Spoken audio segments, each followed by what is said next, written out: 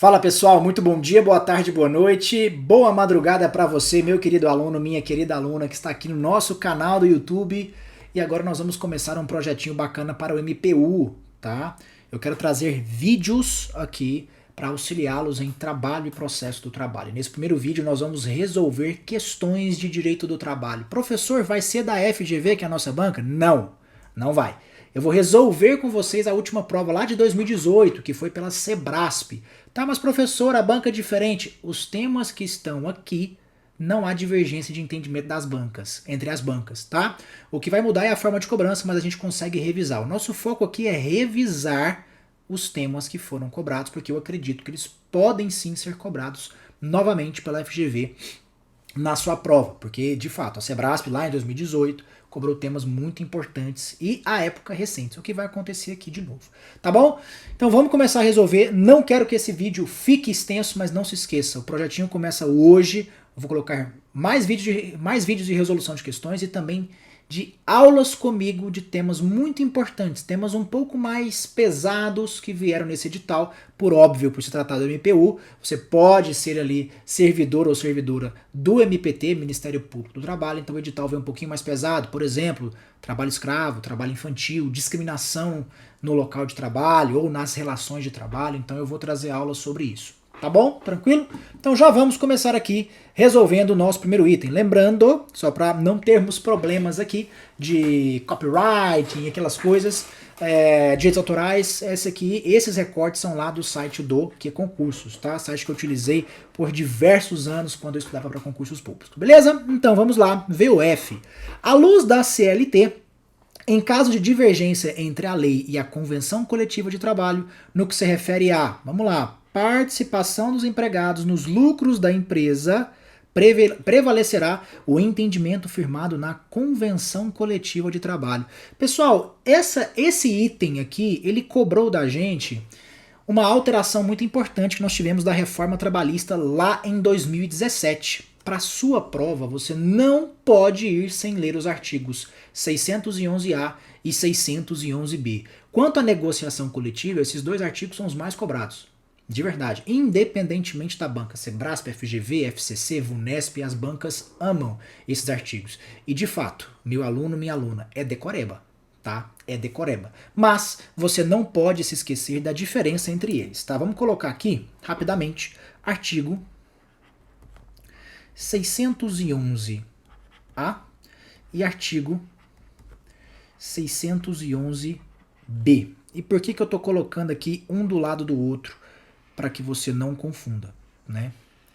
Primeira coisa, os direitos que são questionados, na verdade questionados não, perdão, os direitos que estão dispostos nos artigos 611A e 611B tem uma diferença considerável. Lá no 611A nós temos uma indisponibilidade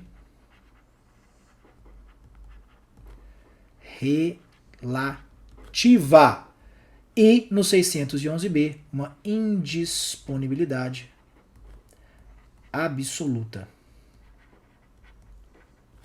No 611A, admite negociação. No 611B, não se admite negociação. Se você observar, lá no 611B, você tem vários direitos que estão previstos lá no artigo 7º da Constituição Federal. E lá no próprio caput do artigo 7º, que na minha visão você pode trazer também para o artigo 611B, nós temos o princípio da vedação, perdão pessoal, princípio da vedação ao retrocesso social. Então aqui, pessoal, você não pode, digamos assim, diminuir, né? Seja do 611A, seja do 611B, você não pode trazer um prejuízo direto que diminua, preste atenção, que diminua o alcance dos direitos fundamentais trabalhistas. Então lá no 611-A nós temos uma indisponibilidade relativa, eu posso negociar com o sindicato. Aqui no 611-B eu tenho uma indisponibilidade absoluta. Por exemplo, você está falando aqui de licença maternidade. Você sabe que a regra é de 120 dias. O prazo é de 120 dias. Só que eu posso negociar, e está lá no 611-B, tá? Mas eu posso negociar para aumentar para 180 dias, 200 dias? Você pode. Isso você pode fazer. Se você for aumentar o alcance e intensificar aquele direito protegido, você pode negociar. Tá bom? Lá no 611-A, em disponibilidade relativa, nós temos, por exemplo, questões de teletrabalho, participação nos lucros e resultados, que é o caso aqui da nossa questão. Então são direitos de indisponibilidade relativa em que você pode sim negociar com o empregador. Então aqui no caso, pessoal, não adianta, como eu disse, é decoreba, é decoreba. O caso da nossa questão está justamente no artigo 611-A. Qual é o inciso? Você lembra de cabeça? Inciso 15 da CLT. Tá bom, pessoal? Então, se nós tivermos digamos, uma briga, um combate aqui entre lei e convenção coletiva de trabalho, uma divergência, a lei prevê uma coisa, a convenção coletiva prevê outra, o que nós vamos fazer? Vai prevalecer a convenção coletiva de trabalho. Aqui nós temos uma liberdade maior de negociação aos sindicatos. Mas eu quero trazer uma informação muito relevante para você aqui. Entre acordo coletivo de trabalho e convenção coletiva de trabalho, quem já viu minha aula de fonte de direito de trabalho, que está dentro dos nossos cursos, prevalece sempre o acordo coletivo de trabalho, tá? Sempre o acordo coletivo de trabalho. Por quê, professor? Porque o acordo coletivo de trabalho, meu querido aluno, minha querida aluna, é uma negociação muito mais específica, porque vai ser sempre entre empresa ou empresas e o sindicato profissional, sindicato dos trabalhadores. No caso de uma convenção coletiva de trabalho, você tem entre sindicatos, sindicato profissional e sindicato da categoria econômica, que pode ser muito mais abrangente. No caso de acordo coletivo, não. No caso do acordo coletivo, é a empresa em si ou as empresas e o sindicato dos trabalhadores. Perfeito, pessoal? Ou o sindicato profissional. Por conta disso, a própria CLT nos traz que, lá no artigo 620, que as condições previstas em acordo coletivo sempre prevalecerão perante aquelas da convenção coletiva. Perfeito? Tranquilo? Eu vou até colocar o artigo para você. Tá bem aqui, vamos lá. Artigo 620 da CLT. Beleza? Então o nosso gabarito aqui, gabarito correto, ok? Vamos para o segundo. Jovem empregado de 17 anos, isso aqui é importante, 17 anos de idade, pode firmar recibo de pagamento de salário e dar quitação no termo de rescisão do seu contrato de trabalho sem a assistência de seus responsáveis legais. Toma cuidado. Nesse caso aqui, do jovem empregado, tratado na questão, nós temos que fazer uma diferenciação muito importante. Por quê, professor? Veja só. Para firmar, vou até mudar a cor aqui para ficar algo mais didático. Para firmar recibo de pagamento, esse jovem empregado, ele tem capacidade. Só para que você lembre aqui comigo, presta atenção. A partir de quantos anos você pode ser empregado? Você pode ter um contrato de trabalho, um contrato de emprego. Segundo a Constituição Federal, lá no artigo 7º, a partir dos 16 anos. Com menos de 16 anos de idade, você só pode trabalhar se for o quê? Aprendiz a partir dos 14. Cuidado, mas nós temos algumas limitações de trabalho para os menores de 18 anos. Como assim, professor? Se eu posso, a partir dos 16, firmar contrato de trabalho? O menor de 18 não pode trabalhar, por exemplo, em local insalubre, perigoso, à noite. Não pode. Nós temos essa restrição no artigo 7º da Constituição. E você precisa lembrar disso. Você precisa lembrar disso. Só que aqui nós estamos tratando, veja só, aqui nós estamos tratando do jovem empregado com 17. Então ele pode ser empregado de uma empresa? Pode. Ele pode trabalhar à noite, em locais insalubres, em condições perigosas? Não, não pode. Mas a questão não questionou isso. Ela quer simplesmente saber a capacidade desse jovem empregado para firmar recibo de pagamento, ou seja, assinar o seu holerite, e também dar quitação no TRCT. Agora, cuidado. Aqui, pessoal, a quitação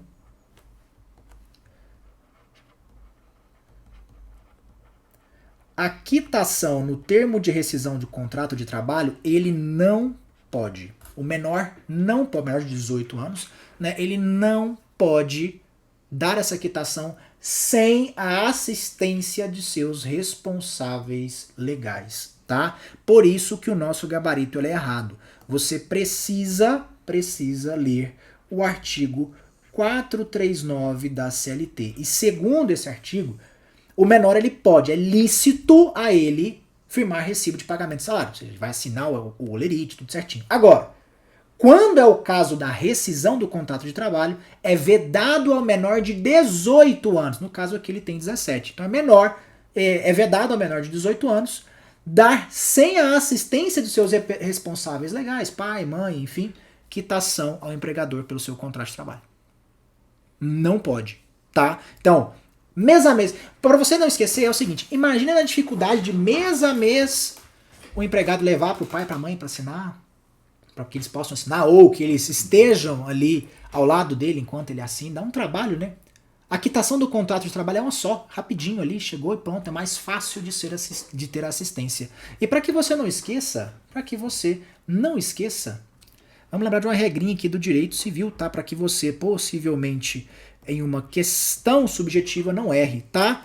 O relativamente incapaz, ele é assistido. Relativamente incapaz é assistido.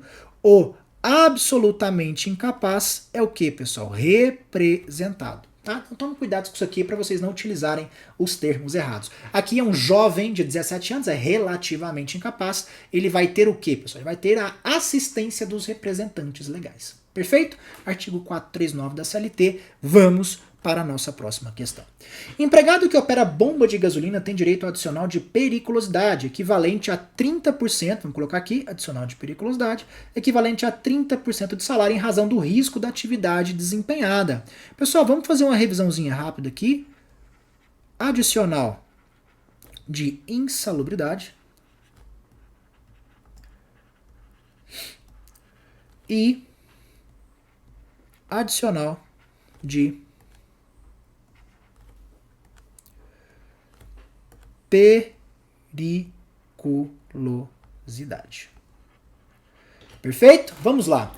Sempre que você escutar ou ler risco à saúde, lembra da insalubridade. Risco à saúde, insalubridade. Contato, por exemplo, com óleo e graxa no desenvolvimento das suas funções, hidrocarbonetos, né? Exposição a calor excessivo, tudo isso você vê lá na NR15, por exemplo, né? Em que nós temos a regulamentação que é obrigatório, né, segundo a CLT, para as atividades insalubres, tá certo? Norma do Poder Executivo. Agora, quando você fala de risco à vida ou à integridade física do empregado, nós estamos falando de adicional de periculosidade. Por que eu coloquei ali o 3 no lugar do E? Para você não se esquecer que nós estamos falando de 30%. O adicional é de 30% sobre o salário base do empregado. Salário base do empregado. E eu vou colocar aqui que essa é a regra, tá? Essa é a regra. Preste atenção, 30% sem acréscimo, tá? 30% sem acréscimo. Perdão. Isso está lá no artigo 193 da CLT. Agora o adicional de insalubridade, nós temos que fazer uma diferenciação. 10%, 20% e 40%. 10, 20, 30, 40%. 10% para o grau mínimo, 20% para o grau médio e 40% para o grau máximo de exposição. Perfeito, pessoal? 10, 20, 30. Professora, eu não lembro, eu tenho dificuldade. Lembra do 10%. E aí depois você multiplica por 2 e depois multiplica por 2 novamente, que você vai ter ali os adicionais, tá bom? A porcentagem do adicional de insalubridade. E para você não se esquecer, lembre-se que o salário mínimo no Brasil ele é insalubre. O salário mínimo é insalubre. Ele não consegue englobar todos os objetivos, todas as previsões constitucionais em que um salário mínimo deveria obedecer ou dar sustento à pessoa. Então o salário mínimo é insalubre. O adicional de insalubridade é sobre o salário mínimo. Sobre o salário mínimo. Caso você esqueça, lembre-se, insalubridade, salário mínimo. Insalubridade, salário mínimo. Perfeito, pessoal? Tranquilo? Perfeito? Tranquilo? Agora, professor, por que o senhor disse... Senhor nada, né, pessoal? Tô muito novo. Por que você disse que o adicional de periculosidade ele é sobre o salário base em regra? Porque nós temos uma exceção quanto aos eletricitários. Nós temos uma súmula do TST que trata desse caso aqui. Mas eu quero que você que está aí coloque para mim nos comentários qual súmula é e qual é essa exceção. Eu quero ver se você se lembra. De um período para trás, os eletricitários ganhavam sobre todo o seu salário, todas as verbas salariais. De um período para frente, de partir de uma norma nova, entre aspas, a época para frente, passou a ser obedecida a regra do salário base. Mas se você conhecer, por favor, coloque nos comentários que eu vou te falar se está certo ou errado. Perfeito, pessoal? Então aqui, o empregado, ele tem direito ao recebimento do adicional de periculosidade. Lembre-se, periculosidade é inflamável, explosivo, energia elétrica, trabalho em motocicleta. Dentro do nossa prova MEC, que é o nosso curso específico do MPU, você vai ter uma aula comigo com todos os detalhes de adicional de insalubridade e periculosidade. O link está aqui na descrição do curso. Eu vou deixar até mesmo o cupom de desconto para você adquirir e já assistir essa aula comigo. Então, todos os detalhes de adicional de periculosidade e insalubridade vai estar nessa aula. O que é periculosidade, o que é insalubridade, vimos aqui. Mas e aí? E quando a exposição é habitual, é intermitente, é por tempo reduzido, tem direito ou não? Isso tudo vai estar na aula, tá? Mas o que eu quero te lembrar é, para esse caso aqui da insalubridade, nós temos uma súmula do TST que você precisa saber, tá? Súmula 39 do TST. E é nela que há a previsão de que os empregados que operam bomba de combustível, bomba de gasolina, porque ela fala gasolina, mas vale para álcool também, né, pessoal? Então, bomba de combustíveis tem direito ao adicional de periculosidade. Aqui, bomba de combustível, 39 do TST. Aqui, gabarito correto. Perfeito? Tranquilo? Vamos lá, pessoal. Como eu disse, eu não quero muito que essa aula fique extensa, mas teremos aí em torno de 30 minutinhos, beleza? Temos mais 3 questões. Essa daqui, pessoal, eu quero que vocês prestem muita atenção. Se você perceber no seu edital, você não tem lá a duração do contrato de trabalho. Não tem. Todo aquele capítulo de duração do contrato de trabalho não veio previsto no seu edital. E topograficamente, o adicional noturno, ele está lá, salvo melhor juízo, no artigo 70 da CLT, dentro do capítulo de duração do trabalho. Então, pela topografia, não poderia ser cobrado. Mas, na minha opinião, adicionais, noturno, insalubridade, periculosidade, está dentro de saúde e segurança do trabalho, podem ser cobrados dentro de salário e remuneração, que está dentro de contrato individual do trabalho, que aí consta no seu edital. Ok? Por isso que eu vou resolver essa questão. Ao contrário de uma outra questão que tinha nessa prova sobre intervalo intra-jornada, eu tirei, porque aí eu não vejo como cobrar. Porque é topograficamente dentro de duração do trabalho e não está dentro de remuneração, salário, enfim. Agora, adicional noturno, na minha opinião, sim. Perfeito? Então vamos lá. O empregado que ocasionalmente trabalhar no período das 20 horas de um dia, vamos lá? 20 horas de um dia. até as 8 horas do dia seguinte, terá direito ao recebimento do adicional noturno, inclusive com relação às 3 últimas horas trabalhadas. Pessoal, segundo a própria CLT, né, o horário noturno ele vai ser das 22 horas de um dia às 5 horas do outro. Isso para CLT, né? Isso para CLT. Na lei do trabalho rural, nós temos uma diferenciação, né? Será das 21 horas às 5 para o labor na agricultura, perfeito? E das 20 às 4 para o trabalho em relação à pecuária.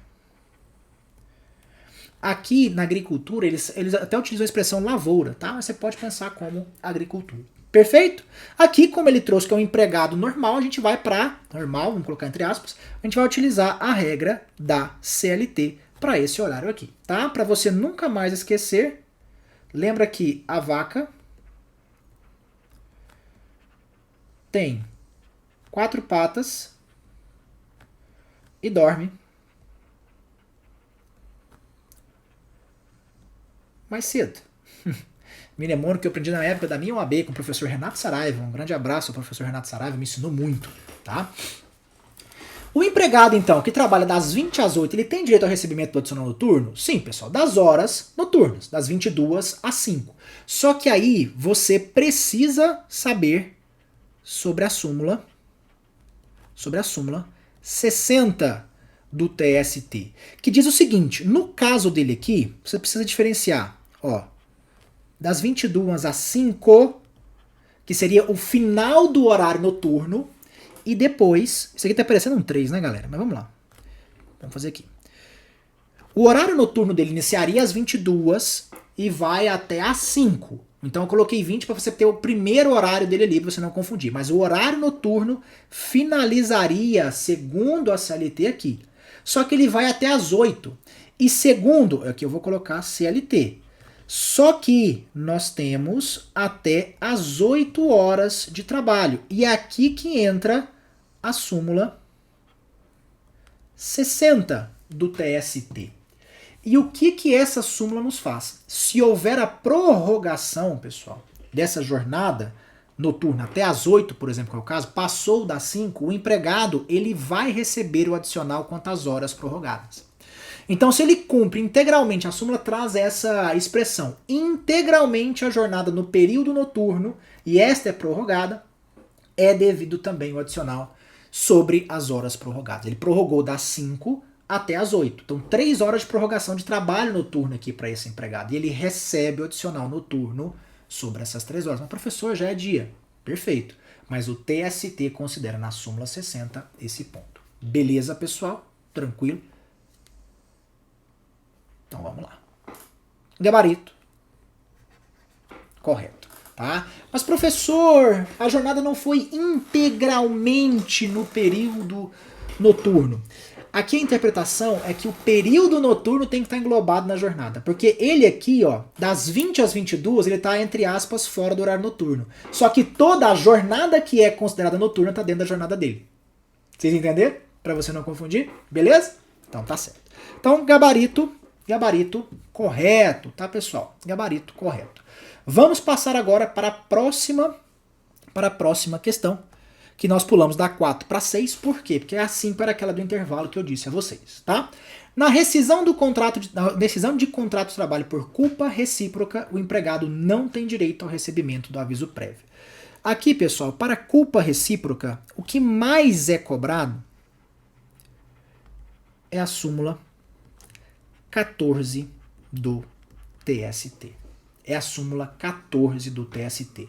O que nós consideramos, pessoal, como culpa recíproca? Meu amigo, tem até um vídeo meu no canal sobre isso. Você pode parar, olhar esse vídeo tranquilamente, tá? Vocês estão percebendo o Apolo dormindo. Ele não está gostando muito dessa aula, não. Mas eu espero que você esteja. Me conta nos comentários aqui se você realmente está gostando dessa aula, se você quer participar desse projeto MPU comigo aqui. Tá? Vamos lá.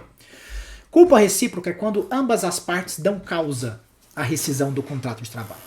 Na justa causa, por exemplo, aplicada ao empregado, o empregado comete uma falta grave. Na rescisão indireta, o empregador comete uma falta grave. Na culpa recíproca, ambas as partes elas cometem uma falta grave ou dão justificativa à rescisão. Vamos te dar um exemplo. Eu, Breno, trabalho no MEC. Eu sou aqui o CEO do MEC, né? Não ligo para essas coisas, vocês sabem, mas é apenas um exemplo. E um subordinado, ele foi e me discriminou, me xingou. Em tese, ele estaria praticando uma falta grave, segundo o 482? Sim. Está ofendendo a minha honra, por exemplo. Só que eu fui lá e desci a mão nesse empregado. Nós saímos, na pancadaria. Eu também estou cometendo a falta grave? Isso aqui não foi legítima defesa, tá? Não foi. Sim, eu estou também cometendo uma falta grave. Estou ofendendo a integridade física desse empregado. Então, o que acontece? Vai ser reconhecida judicialmente a culpa recíproca. E quais são as verbas pagas em caso de culpa recíproca? Isso você não pode confundir. Vamos lá. O empregado, ele vai receber pela metade, primeiro ponto, o seu aviso prévio, tá? O seu 13º salário e as suas férias, mais 1/3. Professor, tem algo a mais? Tem, pessoal. A indenização do FGTS, que muita gente gosta de chamar de multa do FGTS, que vai passar de 40% para 20%. Só que isso aqui está lá na lei 8.036, que é a lei que rege o FGTS. Salvo o melhor juízo, pessoal, no artigo 18, algo assim, tá? Então aqui a alternativa ela está errada, porque fala que não tem direito ao recebimento do aviso prévio. Errado, porque ele recebe 50%. Tem um vídeo meu no canal que eu faço a diferenciação da culpa recíproca em relação ao quê? Perdão, pessoal, distrato. Que é a rescisão por mútuo acordo.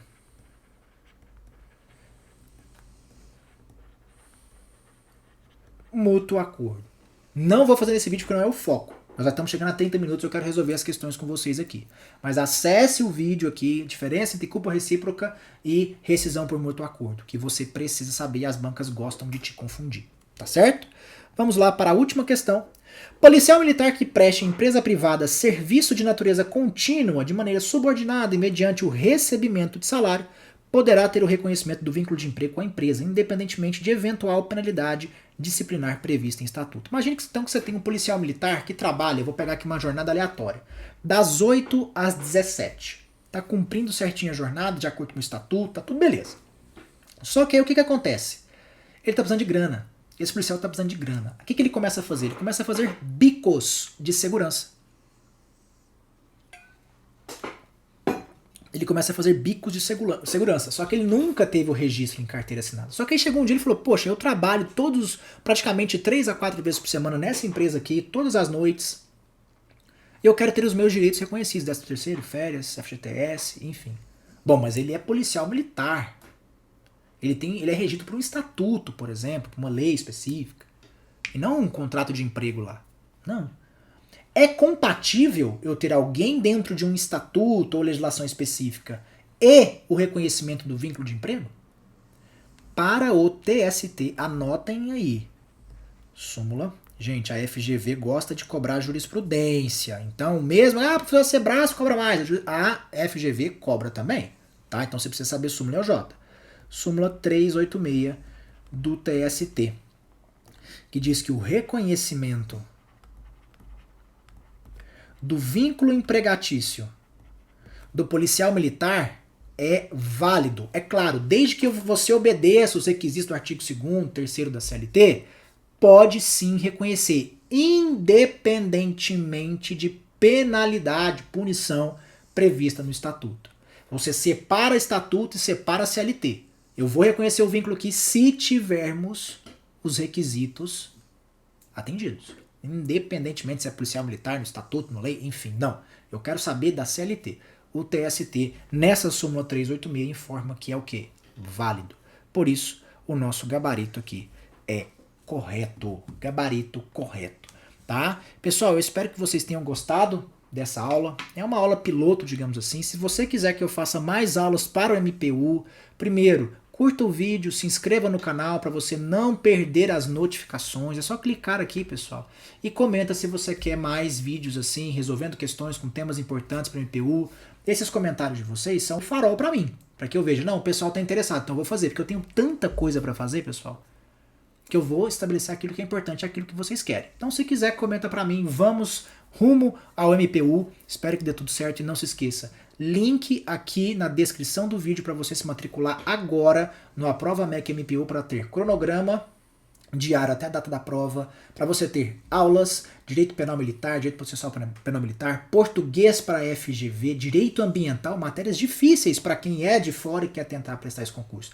Nós temos aulas com especialistas para você. Você vai ter material de revisão, você vai ter aulas comigo também para trabalho e processo do trabalho, material escrito de português também que vai te direcionar para a FGV, diversos materiais de revisão, análise do edital, tá tudo na turma Aprova MEC MPU. Clica aqui embaixo, se matricula e use o cupom que tá aqui também na descrição para você economizar e poder já estudar com a gente do MEC. Eu espero que você tenha gostado, curta o vídeo, comenta, se inscreva e compartilhe com quem vai estudar para esse concurso também. Forte abraço, até o próximo vídeo.